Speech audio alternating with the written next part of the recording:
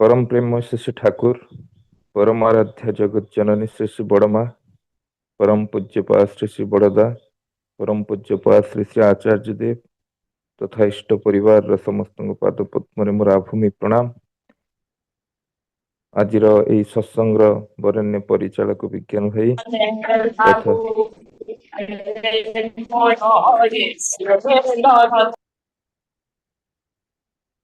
तथा जोड़ी होइथिबा ऑनलाइन सत्संग रे पवित्र पांजा प्राप्त कर्मीगण, स्नेहमयी मातृमंडली, गुरु भाई एवं छोट छोट पिला समस्त उद्देश्य मोर प्रीतिपूर्ण राव जयगुरु। तो काली से टॉपिक टा मु धरी थिले जो शिक्षा टॉपिक, आज तार माने सेकंड पार्ट टा कहूची। काली जहा भी सुधांशु भाई टिके वॉल्यूम कमी जाउची, टिके पाखे रखी कहबे, बड आ टिके जोर रे कहथु। आया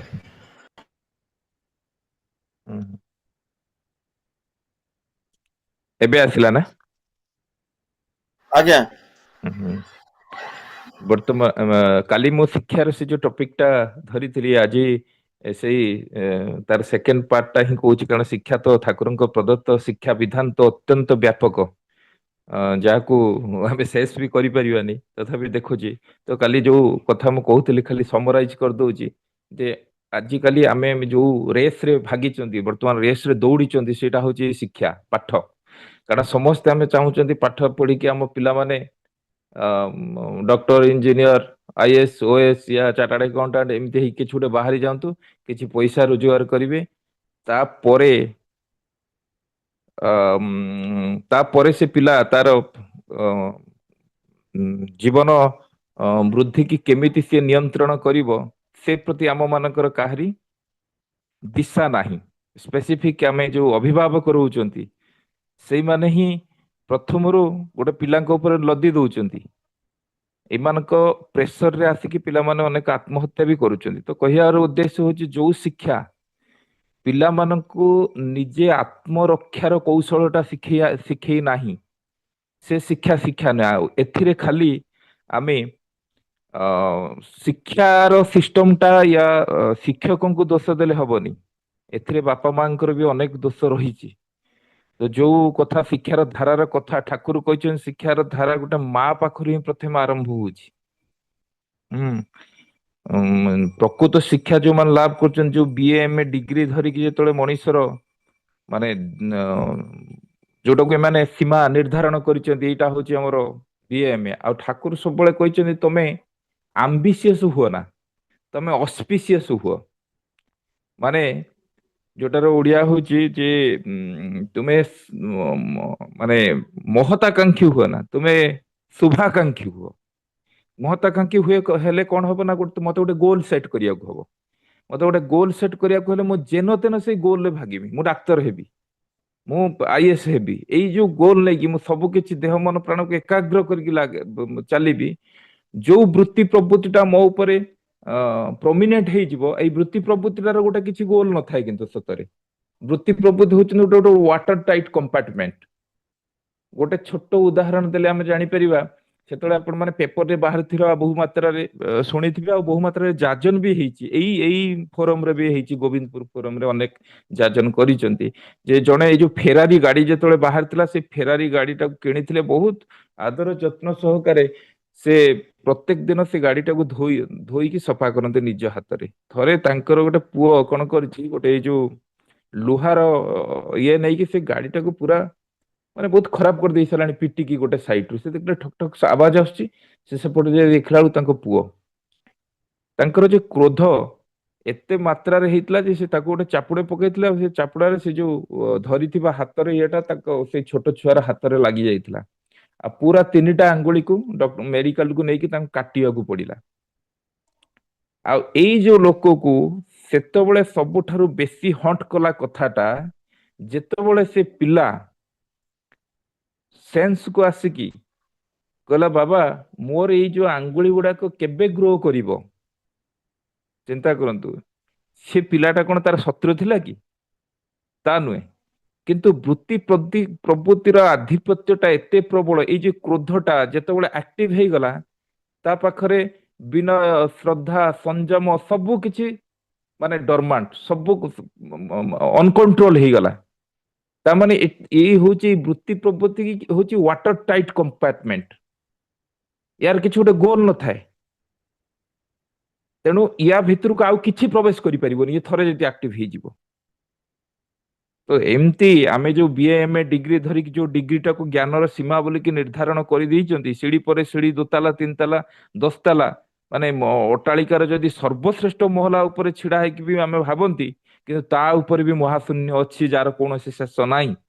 ସେମିତିଆ ବିଏ ଏମଏ ବିଟେକ୍ ୟା ଚାର୍ଟାର୍ଡ ଆକାଉଣ୍ଟାଣ୍ଟ ୟା ଆଇଏଏସ୍ ଇଏ ସର୍ବୋଚ୍ଚ ଡିଗ୍ରୀ ଉପରେ ବି ଗୋଟେ ଅନନ୍ତ ଜ୍ଞାନ ଭଣ୍ଡାର ଅଛି, ଯାହାର କୌଣସି ଲିମିଟେସନ ପରିମାପ କରିବା ସମ୍ଭବ ହେଇନାହିଁ ମଣିଷ ପକ୍ଷରେ। ଆଉ ସେଇ ଯୋଉ ପରାଜ୍ଞାନ ବା ସେଇ ଯୋଉ ପରମ ତତ୍ତ୍ୱର ହିସାବଟା କିଏ ଆମକୁ ଦବ? ଆଜିକାର ବିଜ୍ଞାନ। ସେଇ ଯୋଉ ସମସ୍ତ ଆବିଷ୍କାର କରିକି ଆମ ମାନଙ୍କୁ ନାନା ଭାବରେ ଉପକୃତ କରୁଛି ଯଦିଓ ବିଜ୍ଞାନ, କିନ୍ତୁ ଅନାଗତ ଭବିଷ୍ୟତରେ ବିଜ୍ଞାନ ବି ମାନେ ନୂଆ ତଥ୍ୟ ଆବିଷ୍କାର କରିବ, ଯୋଉ ହିସାବରେ ଆମେ ମହାଶୂନ୍ୟର ରହସ୍ୟକୁ ବର୍ତ୍ତମାନ ଉଦ୍ଘାଟନ କରିବାର ରହସ୍ୟକୁ ଜାଣି ଗଲେଣି, ସେ ଦିନେ ଦବ। କିନ୍ତୁ ଈଶ୍ୱର ଯେ ଅନନ୍ତ ଜ୍ଞାନ, ବିଜ୍ଞାନର ମଧୁର ଭଣ୍ଡାର, ସେ ଅନୁଭୂତିଟା ଆମେ ସେତେବେଳେ ଜାଣିବା ଯେତେବେଳେ ଆମେ ତାଙ୍କ ସହିତ ଯୁକ୍ତ ହବା। ମୂର୍ଖତା ବରଂ ଭଲ, କିନ୍ତୁ ଏମିତି ଶିକ୍ଷା ଭଲ ନୁହେଁ ଯୋଉଟା ମଣିଷକୁ ବିକେନ୍ଦ୍ରିକ କରିଦବ, ଯୋଉଟା କଲ୍ୟାଣ ଦିଗରୁ, ଗୋଟେ ସାମୂହିକ କଲ୍ୟାଣ ଦିଗରୁ ତାକୁ ସବୁବେଳେ ଦିଗହରା କରଉଥିବ। ଯୋଉ ବିଦ୍ୟା ଈଶ୍ୱର ଆଉ ଇଷ୍ଟଙ୍କ ପ୍ରତି ଆନୁଗତ୍ୟ ହରା, ପିତାମାତା ଗୁରୁଜନକୁ ସେ ଶ୍ରଦ୍ଧା ଭକ୍ତି ଦିଏ ନା, ଜୀବନ ବୁଦ୍ଧି ଚଳନାରେ ସେ ଚାଲେ ନା, ସେ ବିଦ୍ୟା ଅବିଦ୍ୟା, ସେଟା ବିଦ୍ୟା ନୁହେଁ। ତେଣୁ ଠାକୁର ଯୋଉ 5ଟା ସୋପାନ ଦେଇଛନ୍ତି, ପ୍ରଥମେ ତ କହିଲେ ଲେଖାପଢାରେ ଦକ୍ଷ ହେଲେ ଶିକ୍ଷା, ତାକୁ କନା ପ୍ରଥମରୁ କହିଦେଇଛି, କାଲି କହିଥିଲି। ଆଉ ଗୋଟେ ମା ର ପ୍ରଥମ ଆରମ୍ଭ ହଉଛି ଗୋଟେ ମା ଠାରୁ, ମାନେ ଶିକ୍ଷାର ପ୍ରାସଙ୍ଗିକତାଟା। ଲାଳ ଏତେ 5 ବର୍ଷାଣି 10 ବର୍ଷାଣି ତାଡ଼ ଏତେ, ପ୍ରାପ୍ତେଷୁ 16 ବର୍ଷ ପୁତ୍ର ମିତ୍ର ମିବାଚରେତ। ଯଦିଓ 5 ବର୍ଷରୁ ବିଦ୍ୟା ଆରମ୍ଭ କରାଯାଏ, ବର୍ତ୍ତମାନ ତ 3 ବର୍ଷରୁ ଆରମ୍ଭ ହେଲାଣି, କିନ୍ତୁ ଟିକି ପିଲାର ସମସ୍ତ ଜ୍ଞାନଟା ସେ ମା ଠାରୁ ଆରମ୍ଭ କରେ। ଦରଟି କଥାର ସମୟ ଠାରୁ କରି କରାଇ ଯା ଶିଖେଇବୁ, ସେଇଠି ଜାଣିବୁ ପିଲାର ମୋକ୍ଷ, ନହେଲେ କିନ୍ତୁ ପସ୍ତାଇବୁ। ଆମେ ଗୋଟେ କହନ୍ତିନି, ଯାହା ନ ହେଇଛି ବାଳୁତ କାଳେ ତାହା କି ହଇବ ପାଚିଲା ବେଳେ। ଆଉ ସଚ୍ଚରିତ, ଆଦର୍ଶବାନ, ସଚ୍ଚୋଟ, ଏଇ ଯୋଉ ମାନେ ଶିକ୍ଷକଙ୍କ ପାଖରେ ଯଦି ମଣିଷ ପଡିବ, ତାହେଲେ ପିଲାଟାର ଜୀବନଟା ବି ସେଇ ହିସାବରେ ସୁଗଠିତ ହବ। ତେଣୁ ଯୋଉ ମହାଶିକ୍ଷା ମାଧ୍ୟମର ଆମର ରାମଦାସ ଶିବାଜୀଙ୍କୁ ଦେଇଥିଲେ, ଏଇ ଶିକ୍ଷାଟା ଆଜିକା ଡେଟରେ କାହିଁ? ଠାକୁର ସେଇଥିପାଇଁ କହିଲେ, ଦୀକ୍ଷା ନେଇକି ଶିକ୍ଷାତର ଆଚାର୍ଯ୍ୟକୁ କରି ସାର ଆଚରଣୀ ବୋଚନ ଜ୍ଞାନର ସାଗର ହୋଇବୁ ପାର। ଦୀକ୍ଷା ନିଏ ନିୟମ ମତ, ଚଲଲେ ତବେ ହଏ ଉନ୍ନତ। ତ ଶିକ୍ଷାର ପ୍ରଥମ ଉପକରଣ ତା ମାନେ ଆସିଗଲା ସେଇଠି ଆଦର୍ଶ। ଆଦର୍ଶଙ୍କ ପାଖରେ ଥିଲେ କଣ ଅଛି? ଅନୁଭୂତି ଥାଏ, ଶ୍ରଦ୍ଧା ଥାଏ, ସଙ୍ଗ, ତଦବିଧି ପ୍ରଣିପାତେନ ପ୍ରଣିପ୍ରଶ୍ନେନ ସେବୟା ଉପଦେଖନ୍ତି ଜ୍ଞାନୀନମ ବିଜ୍ଞାନୀମମ ତତ୍ତ୍ୱଦର୍ଶୀ। ଏଇଟା ଯେ ଏଇ ଯୋଉ ଆମର ଠାକୁର ଗୋଟେ କଣ କରିଥିଲା ନା, ତପୋବନ ବିଶ୍ୱବିଦ୍ୟାଳୟ, ତପୋବନ ବିଦ୍ୟାଳୟ ସ୍ଥାପନ କରିଥିଲେ, ଯେ ଏଇ ଯୋଉ 10 ବର୍ଷର ଯୋଉ କୋର୍ସ, ତାକୁ ସର୍ଟକଟ କରିକି 3 ବର୍ଷରେ ଗୋଟେ ମେଟ୍ରିକ ପାସ୍ କରେଇଦେବେ ପିଲାମାନଙ୍କୁ। ଆଉ ଏଇ ଆହ୍ୱାନରେ ବହୁତ ମାନେ ଆମର ଯୋଉ ମା ମାନେ ଯାଇଥିଲେ, ବହୁତ ଭାଇ ମାନେ ଯାଇଥିଲେ। ତାଙ୍କୁ ଯେତେବେଳେ ପଞ୍ଚାନନ ସରକାର ଯେତେବେଳେ ପଢଉଥିଲେ, ସେତେବେଳେ ପଞ୍ଚାନନ୍ଦାଙ୍କୁ ଥରେ ପଚାରିଥିଲେ, ପଞ୍ଚାନନ୍ଦା ଠିକ ଚାଲିଛି ତ? କହିଲେ, ଠାକୁର ମୁଁ ଭାବୁଛି ମୋର ମାନେ ଭର୍ସନ, ମୋର ଯୋଉ କଥା ଗୁଡାକ ଏମାନେ ବୋଧେ ବୁଝି ପାରୁନାହାନ୍ତି ମୋ ଭାଷା ଗୁଡାକୁ।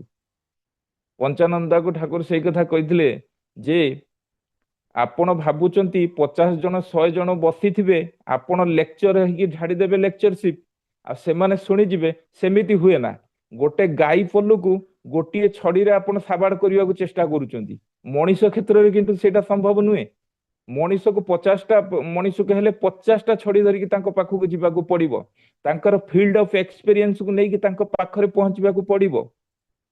ଗୋଟେ ତା ପରଦିନ ପଞ୍ଚାନନ୍ଦା ଆସିକି ପଚାରୁଛନ୍ତି, ଠାକୁର ଗୋଟେ ମା ଆସିକି ମତେ ପଚାରୁଛି ଯେ, ମୁଁ ଆପଣଙ୍କ ପାଠ ପଢୁଛି, ମୁଁ ମନେ ରଖିବା ପାଇଁ ଚେଷ୍ଟା କରୁଛି, ଆଜି ଯୋଉଟା ମନେ ରଖୁଛି କାଲି ମୁଁ ସେଇଟା ଭୁଲି ଯାଉଛି। ଆପଣ ତ ମୋର ଟିଚର, ଆପଣ ମତେ ଦୟାକରି କାଇଦା କଟକଣାଟା ଶିଖେଇ ଦିଅନ୍ତୁ ତ, ମୁଁ କେମିତି ମନେ ରଖିବି।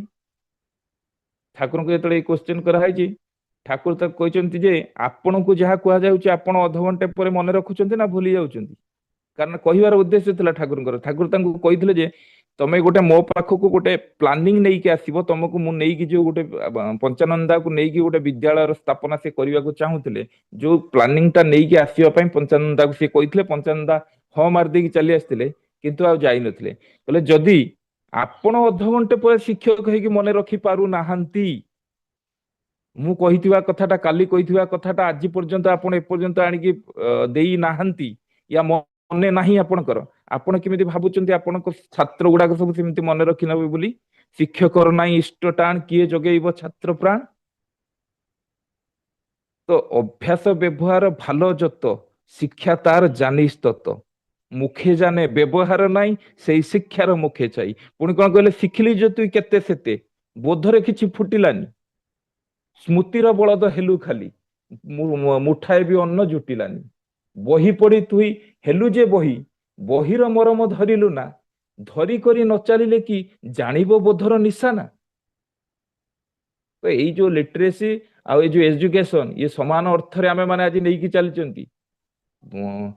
ମଣିଷର ସାଧାରଣ ଯୋଉ ପୁଅ ଝିଅ ତାଙ୍କର ଯୋଉ ସେମାନଙ୍କର ଯୋଉ ଶିକ୍ଷା, ମାର ବୋଧ, ବାକ୍ୟ, ଚଳନ, ଚରିତ୍ର, ଏଇ ସବୁରୁ ନେଇକି ସେ ଦକ୍ଷତା ଟା ପାଆନ୍ତି। ତେଣୁ ଶିକ୍ଷା ଧାରା ମା ପାଖରେ ଠାକୁର କହିଛନ୍ତି ରହିଛନ୍ତି, ତୁମ ମାନଙ୍କର ଏଗୁଡିକ ଯେତେ ହିଁ ପୁଷ୍ଟ ହବ, ପଟୁ ହବ, ଠାକୁର କହିଲେ ମଣିଷର ଅନ୍ତତଃ ପୁଅ ଝିଅ ମାନଙ୍କର ଶିକ୍ଷାର ଭିତ୍ତିଟା ସେତେ ସୁଦୃଢ ହବ। ତେଣୁ ହିସାବ କରିକି ଚାଲ, ପଛରେ ନହେଲେ ପସ୍ତେଇବାକୁ ପଡିବ। ତ ବିଦ୍ୟାଳୟ ଛେଲେ ପିଲେ ଯେତେ ଶିକ୍ଷା ପଢନ୍ତୁ ନା, ଗୃହର ଶିକ୍ଷା ସୃଷ୍ଟୁ ନହେଲେ ଶିଷ୍ଟ ସ୍ୱଭାବ ହୁଏ ନା। ଏଇ ଯୋଉ ଆକ୍ଷରିକ ଶିକ୍ଷା ଲାଭ କରିବ, କିନ୍ତୁ ବ୍ୟବହାରିକ ଜ୍ଞାନର ଅନେକ ଗୁଡାକ ତା ଭିତରେ ଅଭାବ ପରିଲକ୍ଷିତ ହବ।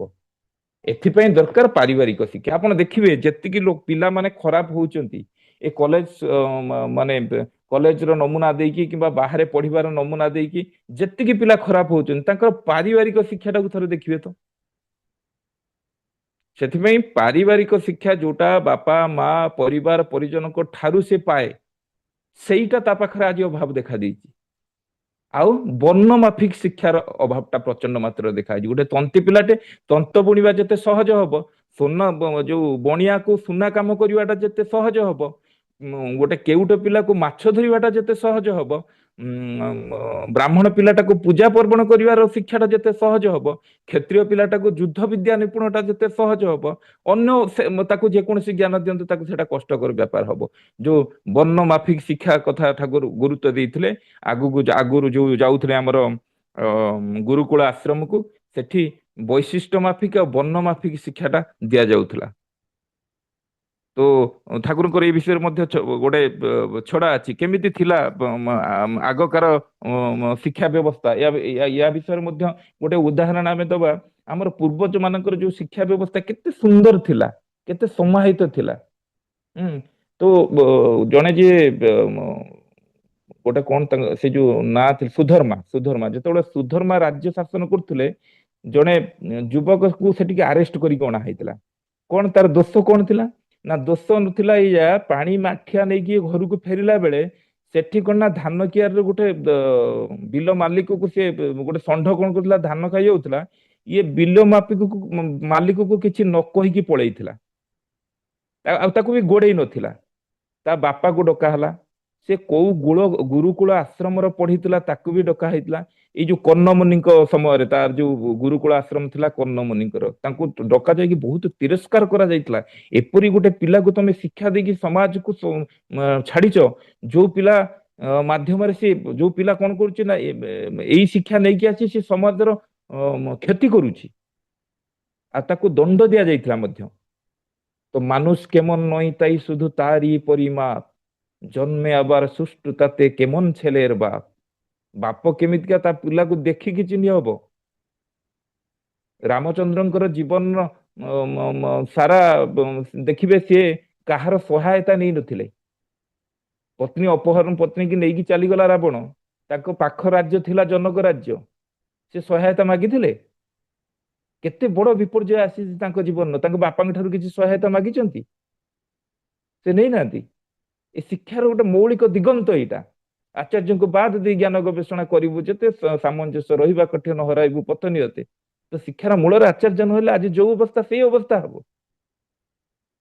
ତ ଏଇ ଶିକ୍ଷା ଏଇ ହିସାବରେ ଠାକୁର ନାରୀ ଶିକ୍ଷାର କଥା କହିଛନ୍ତି। ଝୁଁକୁ ନ ବୁଝି ଶିକ୍ଷା ଦେଲେ ପଦେ ପଦେ କୁଫଳ ଥିଲେ। ନାରୀ ଶିକ୍ଷାରେ ମଧ୍ୟ ଶିକ୍ଷିତ କରିବାକୁ ହେଲେ ଶିକ୍ଷାର ଧାରାଟା ଏମିତି ହବା ଦରକାର ଯୋଉଥିରେ ସେମାନେ ବୈଶିଷ୍ଟ୍ୟରେ ତାଙ୍କର ଯୋଉ ବୈଶିଷ୍ଟ୍ୟ ଅଛି, ଯୋଉ ଅଷ୍ଟ ବୈଶିଷ୍ଟ୍ୟ ଅଛି ନାରୀର, ସେଥିରେ ସେମାନେ ବର୍ଦ୍ଧନଶୀଳ ହେବେ, ଉନ୍ନତି ପ୍ରବଣ ହେବେ, ତେବେ ଯାଇ ସେ ଶିକ୍ଷା ଜୀବନ ଆଉ ସମାଜକୁ ଧାରଣ କରିବ, ରକ୍ଷଣ କରିବ, ଆଉ ଉନ୍ନତିରେ ଯାଇକି ସାର୍ଥକ ହବ।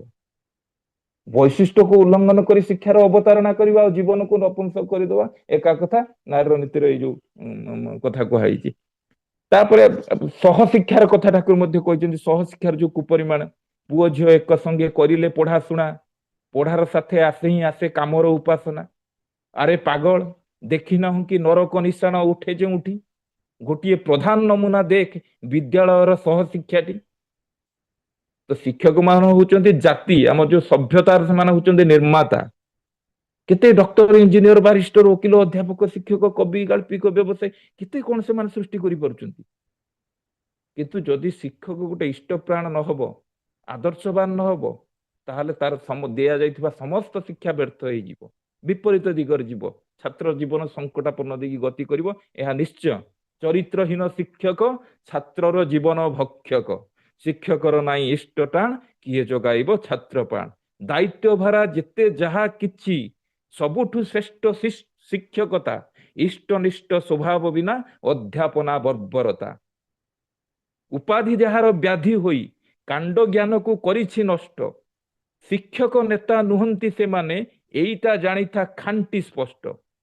ତେଣୁ ଶିକ୍ଷକ ଗୁରୁଙ୍କ ପ୍ରତି ଯୋଉ ନିଷ୍ଠା, ଆନୁଗତ୍ୟ, କୃତି ସମ୍ବେଗ ରଖି ଶିକ୍ଷାଟା ମହତ ସ୍ଥାନରେ ଯୋଉ ପହଞ୍ଚି ପାରିଛି, ତାର ଜ୍ୱଳନ୍ତ ଉଦାହରଣ ହଉଛନ୍ତି ଆରୁଣୀ ଓ ଆମର ସେ ଯୋଉ ଉପମନ୍ୟୁ ଆଉ ଏଇ ଯୋଉ ଏକଲବ୍ୟ। ଏକଲବ୍ୟର କଥା ଯେତେବେଳେ ଯାଇକି ଦ୍ରୋଣ ତାକୁ କହିଛନ୍ତି, ସେ ତ ଦ୍ରୋଣଙ୍କ ପାଖରେ ପହଞ୍ଚିଛି ଯେ ପ୍ରଣାମ କରିଛି, ମୁଁ ଆପଣଙ୍କ ଠାରୁ ଶିକ୍ଷା କରିଥିଲି। ଦ୍ରୋଣ ତ ତାକୁ ମନା କରିଥିଲି, ନା ତୋତେ ଶିକ୍ଷା କିଏ ଦେଇଛି? ସେ କିନ୍ତୁ କଣ କରିଥିଲା ନା, କିଛି ପୋଥିପତ୍ର ଚୋରେଇକି ନେଇକି ଆଶ୍ରମରୁ ବିଦ୍ୟା ଶିକ୍ଷା କରିଥିଲା। ଯାହା ବି ହଉ ଦୂରରେ ରହିକି ସେ ଯୋଉ ଗଛ ପତ୍ରକୁ କାଟିକି ଦ୍ରୋଣାଚାର୍ଯ୍ୟଙ୍କର ସେ ଯୋଉ ଗତିନୀତିକୁ ରକ୍ଷା କରିକି ସେ ଚୋରି କରିକି ଶିଖିଥିଲା ବିଦ୍ୟା। ଦ୍ରୋଣାଚାର୍ଯ୍ୟଙ୍କୁ ଭେଟିକି ଥରେ କହିଲା, ମୁଁ ଗୁରୁକୁ ଦକ୍ଷିଣା ଦେବି। ସେ କହିଲେ, ମୁଁ ତ ତୋତେ ଶିଖେଇନି।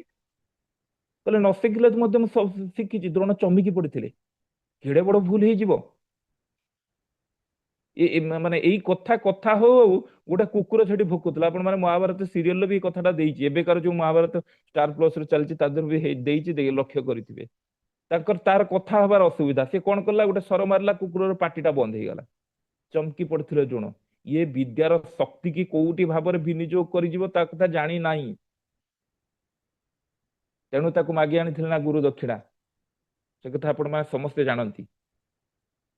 ତେଣୁ ଶିକ୍ଷକ ଗୁରୁଙ୍କ ପ୍ରତି ଯୋଉ ମାନେ ବର୍ଣ୍ଣ ମାଫିକ ଶିକ୍ଷା ହଉ କିମ୍ବା ଶିକ୍ଷକ ଗୁରୁଙ୍କର ଯଦି ଇଷ୍ଟନିଷ୍ଠା ଇଷ୍ଟଙ୍କ ପ୍ରତି ଟାଣ ନ ହବ, ତାହେଲେ ସେ ଶିକ୍ଷା ବିକୃତିରେ ହିଁ ମାନେ ଶେଷ ହେଇଯିବ, ଏଟା ନିଶ୍ଚୟ।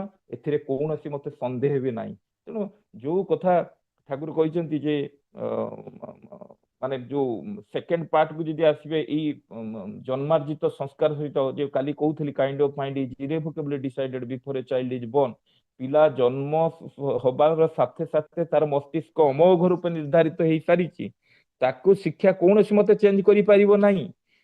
ମାନେ ଜନ୍ମାର୍ଜିତ ସଂସ୍କାରରେ ପରିବର୍ତ୍ତନ କୌଣସି ମତେ ଶିକ୍ଷା ଆଣିପାରିବନି। ଓନ୍ଲି ଅନ୍ତର୍ନିହିତ ସୁପ୍ତ ଶକ୍ତିଟାକୁ ସେ ଜାଗ୍ରତ ଆଉ ବିକଶିତ କରିବ। ସେଥିପାଇଁ ଜନ୍ମର ଯଦି ଗୋଳମାଳାଟା ରହିଗଲା, ହଜାର ଶିକ୍ଷା ଦେଲେ ବି ସେ ତାକୁ ମଣିଷ କରିକି ଗଢି ହବ ନାହିଁ। ତ ମନୁଷ୍ୟ ଯୋଉ ଭାବ ନେଇକି ଜନ୍ମ ଗ୍ରହଣ କରେ, ସେଇ ଭାବ ମଧ୍ୟ ତା ଭିତରେ ସୁପ୍ତ ଥାଏ। ଆଉ ଶିକ୍ଷା ଭିତର ଦେଇ ସେ ଭାବଟା ଫୁଟି ଉଠେ। ଆଉ ସ୍ତ୍ରୀ ଯଦି ସ୍ୱାମୀ ପ୍ରତି ଶ୍ରଦ୍ଧା ସମ୍ପନ୍ନ ହୁଏ, ସ୍ୱାମୀର ସେଇ ଗୁଣ ସମ୍ପନ୍ନ ଆଶା ହିଁ ସନ୍ତାନ ମଧ୍ୟରେ ପ୍ରବେଶ କରିବ। ସେଇଟା ହେଲା ଜନ୍ମ ଅର୍ଜିତ ସଂସ୍କାର। ଯୋଉ ମାଟା କାଲି କହୁଥିଲି ପଚାରୁଥିଲା ଯାଇକି, ମୋ ପୁଅଟାକୁ ଆପଣ ମାରିଦେଲେ, ଠାକୁର କହିଲେ ଆପଣ ହିଁ ଆପଣଙ୍କ ପୁଅକୁ ମାରି ଦେଇଛନ୍ତି। ଆଉ ଯୋଉ ମାଟା ପଚାରୁଥିଲା, ମୁଁ ଗୋଟେ ପୁଅକୁ ଜନ୍ମ କରିଛି, ସେ ତ ଖାଲି ଝିଅଙ୍କ ପଛରେ ଗୋଡଉଛି, ସେଇ କଥା ବି କରିଦେଲେ। ଏଥିପାଇଁ ବି ଆପଣ ଦାୟୀ। କୁମ୍ଭାର ଯେତେବେଳେ ଛାଞ୍ଚ ଦେଇଦେଲା, ତାକୁ କଲରିଂ କରିକି ହୁଏତ ଆମେ ବିଭିନ୍ନ ରଙ୍ଗ ବେରଙ୍ଗ ଦେଖି ଦେଇ ପାରିବା, କିନ୍ତୁ ମୂଳ ଷ୍ଟ୍ରକ୍ଚର ତ କିଛି ପରିବର୍ତ୍ତନ ହବନି। ଦେଶର ଆଜି ତଥାକଥିତ ବିଦ୍ୱାନଙ୍କ ସଂଖ୍ୟା ପ୍ରବଳ ମାତ୍ରାରେ ବଢି ଚାଲିଛି, କିନ୍ତୁ ବିଦ୍ୱାନ ହେଇକି ସେ କଣ ହେଇଛନ୍ତି? ବେଶୀ ମାତ୍ରାରେ ଅହଙ୍କାରୀ, ଉଦ୍ଧତ। କହୁଥିଲି କାଲି ଯୋଉ ଗୋଟିଏ ସୁପ୍ରିମକୋର୍ଟର ବିଚାରପତି ଗୋଟେ ଲିଭ୍ ଇନ୍ ରିଲେସନସିପ କି ମାନ୍ୟତା ଦେଇଗଲେ। पुओ झी न बाहा भी एका सागर रही पारे बहुत पुओ झी भी रोचे तार पोस्ट इंपैक्ट आपण मैंने देखुं सेलिब्रिटी माने भी रोचे से किमी आत्महत्या कौ दिग जे कि केते संसार भांगुची कौन हो तार यही लोक भी मूलर ता शिक्षा मूलर जदि केन्द्र इष्ट आचार्य गुरु थाते ताले से एमती गोटे विकृत आईन की प्रणयन करते तो सामान्य माने लक्ष्य रखिले आम देखुं ये विचारक सी चोरी करुच्ची पदस्थ कर्मचारी होगी तार लंपट दोष जाइनी नेतांकर अर्थ लोलुपता दोष जाऊनी शिक्षकता करिकी भी मिथ्याचारी होउचंती किंतु एई देशर तो गोटे समय थिला जो ईश्वर चंद्र विद्यासागर सार आशुतोष मुखापत्या भली ज्ञानींकर अभ्युदय घटिथिला आ जांको चारित्रिक द्रुतिर समग्र शिक्षा जगत आलोकित हो जाइथिला देशबंधु चित्तरंजन नेताजी सुभाष चंद्र बोस विश्वकवि रवींद्रनाथ ठाकुर ये जो वरेण्य व्यक्तित्व ए देशर जन्म ग्रहण करथिले जो माने थिले बुद्धिमान महत कृतिमान बोलिक से पढ़ी गणित होती प्रत्येक जीवन को जब आम माने लक्ष्य करवा जन्मर मूल था मार उपयुक्तता नेपोलियन बोनापार्ट कहते मत केते जन भल माँ दे दियो जो माने देश को केते गुड़िया श्रेष्ठ संतान दे पारिबे तो माँ उपर सुप्रजनन अनेक मात्रा निर्भर करे संतान जीवन माँ तो ठाकुर जन को प्रश्न कर माँ कहीं डाकती कहलु कहला मु जन्म किए कहला मु जन्म करे बोली मते माँ कहले जन्म कले तो तार ना जननी हवा कथा तो ठाकुर से जन देते तू मापी दो बोले तो माँ कह माँ माने मापी दियंती पिता तोर बही आनिले अस्तित्वर जीवन धारा माटी ताको मूर्त कला सत्ता हला जीवन धारा केवल बीज भल हेले हुए ना तदुपयोगी माटी भी दरकार ना तो मार ये उपयुक्तता आ कि नुहे सतीत्व इष्टानुग स्वामी भक्ति यही गुड़ाक प्रकृत माता माने जो हबार प्रकृत योग्यता हूँ या तो देशर ताहले प्रकृत शिक्षा यदि प्रवर्तन करने को हम ताहले आम मान धरी नब सर्वाग्रे विवाह संस्कार प्रयोजनता अधिक मात्रा अच्छी शिक्षा विषय परवर्ती जो तार जो कथा सेटा हूँ श्रद्धार चाष वर्तमान जुगरे आपण देखिए आम विश्वविद्यालय बहुत शिक्षार प्रवर्तन करा शिक्षक अध्यापक भी प्रचुर अच्छा छात्र छात्री भी प्रचुर अच्छा कृषि शिल्प साहित्य विज्ञान दर्शन कला ये सबूर शिक्षार कौन से अंत ना बहुत गवर्नमेंट तार कार्यक्रम कर चली किंतु दुखर विषय एटी श्रद्धा भक्तिर किसी चाष हो नहीं जिमिति लुण न थाई कि गोटे व्यंजन प्रस्तुत कराऊँच सेटा खाली वर्ण गंधर समावेश होउची जीवनीय स्वाद से किसी मिलू ना ये श्रद्धा भक्ति विहीन ज्ञान चर्चा मनुष्य को प्रकृत शिक्षार उन्नत करें खाली डिग्री गोटे मुकुट धरिकी चले से आज विद्या सांगर विनय ना शिक्षा सांगर सद्व्यवहार ना आजिकल पिला माने पास करके बेकार है कि गवर्नमेंट ऑफिस आगर जाकि सामने धारणा करे कि शिक्षा तो पढ़ेनि पुणी कौन अपराध करचु कि जाकि गवर्नमेंट ऑफिस आगर धारणा दमु यही हूँ आजिकल शिक्षार योग्यता आम आध्यात्मिक शिक्षा पर आम जाकि साई बाबा फोटो तारिणी माँ फोटो आउ जो जो श्रीकृष्ण फोटो किए तार हनुमान वेश हो पैसा मागुच किए तार शिव वेश हो पैसा मागुच यही हूँ आम आध्यात्मिक शिक्षा जड़े कोरोना रे जड़े आध्यात्मिक प्रवचन दौथुआ चलीगले टीवी प्रचंड भाव में प्रवचन दियंती आपण मैंने समस्ते जानी से मद न खाइने स्टेज को उठती नहीं यही हूँ आम आध्यात्मिक शिक्षा तेणु शिक्षार मूल मंगल कल्याणर मूर्त प्रतीक जी होती इष्ट आप देखिए एबे सब रज सुंदरी गृह लक्ष्मी ना गुड़ाक सब दिखाई टीवी आप देखिए से जो जज गुड़ाक जी बसी से केतेटा लेखा आफेयर्स अच्छी केतेटा लेखा बाहर ये माने गृह लक्ष्मी निर्धारण करेंगे यही है आम शिक्षा आधुनिक शिक्षा तेणु मंगल कल्याणर जे मूर्त प्रतीक जे इष्ट इष्टों प्रति जार आकर्षण जिते थाए से जीवन से उन्नति कर शिक्षित सी हो जो लोक इष्टहीन सी अनिष्ट पथर जीव अनिष्ट साधना कर निश्चय तेणु आज जो डीपी वर्कर आसी जो मैंने छाड़ी से निश्चय विनाश पथर गति करुँच इष्ट विश्वासी व्यक्ति निजर आ सोसाइटर कल्याण सब से करने को चेष्टा करे इष्टों प्रकृत जो इष्टों प्रति जो फुलफिल करवाटा हूँ प्रकृत शिक्षा इष्टों को नहीं से छात्र प्राण को जब जाग्रत करने हम शिक्षकटा को प्रथम इष्टनिष्ठ हवा हम शिक्षकर ना इष्टटा किए जगाइब छात्र प्राण तो ये आमर जो टॉपिक भी तो जो आड़ को ये कर बहुत विशाल हम ତେଣୁ କହିବାର ଉଦ୍ଦେଶ୍ୟ ହଉଛି ଯେ ଆମ ମାନଙ୍କର ଶିକ୍ଷା ବ୍ୟବସ୍ଥାର ଯୋଉ ଦୋଷ ତ୍ରୁଟି ହୋଇଛି, ଆଚାର୍ଯ୍ୟ ଦେବ ତାଙ୍କର ଚେଷ୍ଟା ଜାରି ରଖିଛନ୍ତି କେମିତି ଭାବରେ ଏଇ ଶିକ୍ଷା ବ୍ୟବସ୍ଥାକୁ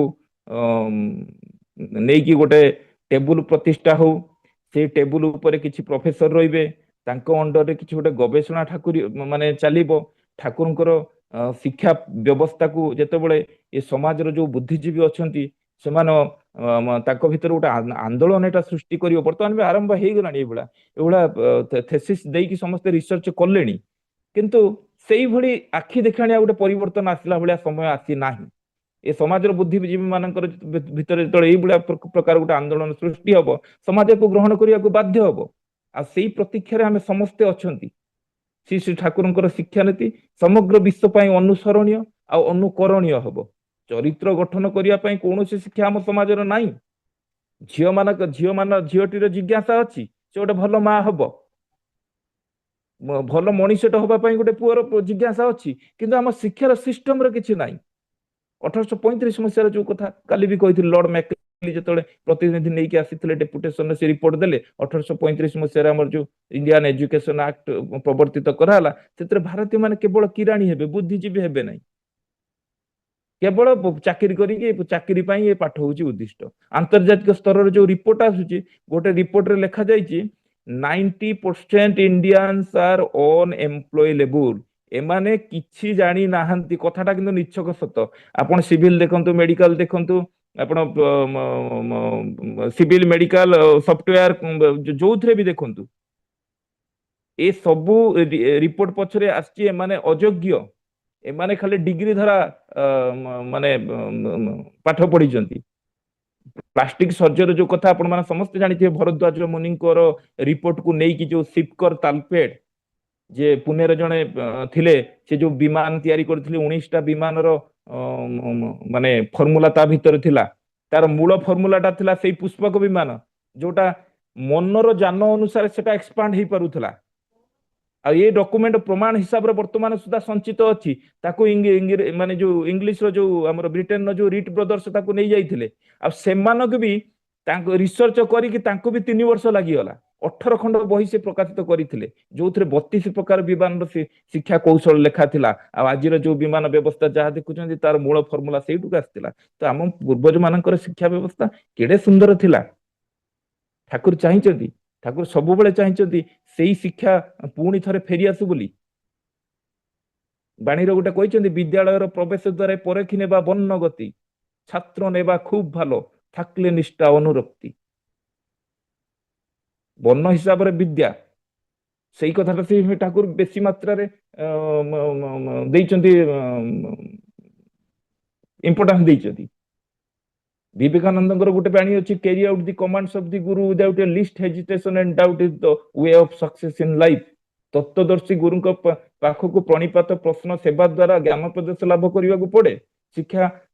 ଶିକ୍ଷକର ପ୍ରତି ଆନୁଗତ୍ୟ ଭକ୍ତି ମାନେ ଯେପରି ଭାବରେ ଉପଦେଶ ଦେବେ ସେଇ ଭାବରେ ଅନୁଶୀଳନ କଲେ ବିଦ୍ୟାଟାକୁ ଆୟତ୍ତ କରିବା ସମ୍ଭବ ହୁଏ। ଆଉ ମନ ସଂଯୋଗ କନସେନ୍ଟ୍ରେସନ ବି ଗୋଟେ ଶିକ୍ଷାର ମାନେ ବିଶେଷ ଅଙ୍ଗ। କେବଳ ମୁହଁର ଜ୍ଞାନ ନୁହେଁ, ସୁଖ ସାରି ପ୍ରଭୃତି ପକ୍ଷୀ ଭଳିଆ ଯେମିତି ଶୁଣିକି ମୁଖସ୍ଥ କରିଦିଅନ୍ତି, କିଛି ଅନୁଭବ କରିପାରନ୍ତି ନାହିଁ, ସେଇପରି ଶୁଣି ଶୁଣି ଯୋଉ ବିଦ୍ୟା ମୁଖସ୍ଥ କରାଯାଏ, ଅର୍ଜନ କରାଯାଏ, ସେ ବିଦ୍ୟାର ସତ୍ତାର କୌଣସି ମତେ ଜାଗରଣ ହବ ନାହିଁ, ବୋଧ ପ୍ରସ୍ଫୁଟିତ ହବ ନାହିଁ। ବାସ୍ତବ ଜୀବନରେ ସେ ବିଦ୍ୟା କୌଣସି ଫଳ ପ୍ରଦାନ କରିପାରେ ନାହିଁ। କେବଳ ଥିଓରିଟିକାଲ ଶିଖିଲେ ହବନି, ପ୍ରାକ୍ଟିକାଲି ଅର୍ଥାତ ହାତରେ ସବୁ କିଛି ଶିଖିକି କରିବାକୁ ହବ। ନହେଲେ ପଞ୍ଜିକାରେ ଯେମିତି ଗୋଟେ କଳସୀ ପାଣି ଲେଖା ଅଛି, କିନ୍ତୁ ଢାଳିଲେ ଟୋପେ ବି ପଡେ ନା, ଏଟା ମଧ୍ୟ ସେଇଭଳିଆ। ବର୍ଷା ହବ ବୋଲିକି ପାଞ୍ଜିର ଲେଖା ହେଇଛି ଜୋର ବର୍ଷା, ପଞ୍ଜିଟାକୁ ଉଲଟେଇକି ଢାଳିଲେ ତା ଦେହରୁ ବର୍ଷା ବାହାରିବ କି? ତେଣୁ ତାକୁ ଚରିତ୍ରରେ ପ୍ରତିଫଳନ କରିପାରିଲେ ତେବେ ବ୍ୟବହାର ଜଗତରେ ତାର ସୁଫଳତା ମିଳିବ। ବାସ୍ତବ ଜ୍ଞାନ ନହେଲେ କୌଣସି ମତେ ଆମେ ଯେତେ କରନ୍ତୁ, ଆମେ ଖାଲି ଠକି ଠକିକି ସାଲାରୀ ନେଇକି ଯିବା। ଆମର କୌଣସି ମତେ ନା ଆତ୍ମିକ ଉନ୍ନତି ହବ, ନା ସମାଜର ଉନ୍ନତି ହବ, ନା ଠାକୁର ଚାହିଁଥିବା ଯୋଉ ଶିକ୍ଷା ବ୍ୟବସ୍ଥାର କୌଣସି ମତେ ଉନ୍ନତି ହବ। ତେଣୁ ଆମେ ସମସ୍ତେ ସେଇ ସମୟକୁ ଅନେଇଛନ୍ତି, ଯୋଉ ସମୟରେ ଆଚାର୍ଯ୍ୟ ଦେବ ମଧ୍ୟ ତାଙ୍କର ପ୍ରଚେଷ୍ଟା ଜାରି ରଖିଛନ୍ତି। ସମଗ୍ର ମାନବ ଜାତି ପାଇଁ ଠାକୁରଙ୍କର ଏଇ ଶିକ୍ଷା ବିଧାନ ଅନୁକରଣୀୟ ଅନୁସରଣୀୟ ହବ। ଆଉ ଏ ମାନବ ସଭ୍ୟତା ଏଇ ଶିକ୍ଷା ବ୍ୟବସ୍ଥାକୁ ଧରି ହିଁ ଚାଲିବ। ସେଇ ଦିନ ଆଜି ଆସିନାହିଁ, କିନ୍ତୁ ଗୋଟେ ଦିନ ଏମିତି ଆସୁଛି ତାହା ନିଶ୍ଚୟ ଆସିବ ଯେତେବେଳେ ସମସ୍ତେ ମାନିବାକୁ ବାଧ୍ୟ ହବ। ଏଇ ପ୍ରତୀକ୍ଷାରେ ଆମେ ସମସ୍ତେ ଅଛନ୍ତି। ସର୍ବଶ୍ରେଷ୍ଠରେ ପୁଣି ସେଇ ଭାଇମାନଙ୍କର ମଙ୍ଗଳ ପ୍ରାର୍ଥନା କରେ ଯେଉଁମାନେ ଆଜି ସତ୍ସଙ୍ଗଟିକୁ ପ୍ରଦାନ କରିଛନ୍ତି। ଏବଂ ଗୋବିନ୍ଦପୁର ସତ୍ସଙ୍ଗ ଆଜି ଯୋଉ ଗୋଟେ କହିଲେ ଏଇଟା ଗୋଟେ ଇତିହାସ ହେଇଯିବ। ଗୋବିନ୍ଦପୁର ସତ୍ସଙ୍ଗ ବହୁ ସ୍ମୃତି ବହୁଳ ଅଧ୍ୟାୟକୁ ନେଇକି ମାନେ ଆଗେଇ ଚାଲିଛି। ଏବେ ଆଗେଇ ଚାଲୁ। ପରମ ପିତାଙ୍କ ନିକଟରେ ପୁଣି ଆପଣମାନଙ୍କ ସମସ୍ତଙ୍କର ମଙ୍ଗଳ ପ୍ରାର୍ଥନା କରିକି ମୁଁ ମୋ ଯାଜନକୁ ଏଇଠି ବିରାମ ଦଉଛି। ଜୟ ଗୁରୁ। ଜୟ ଗୁରୁ ସୁଧାଂଶୁ ଭାଇ।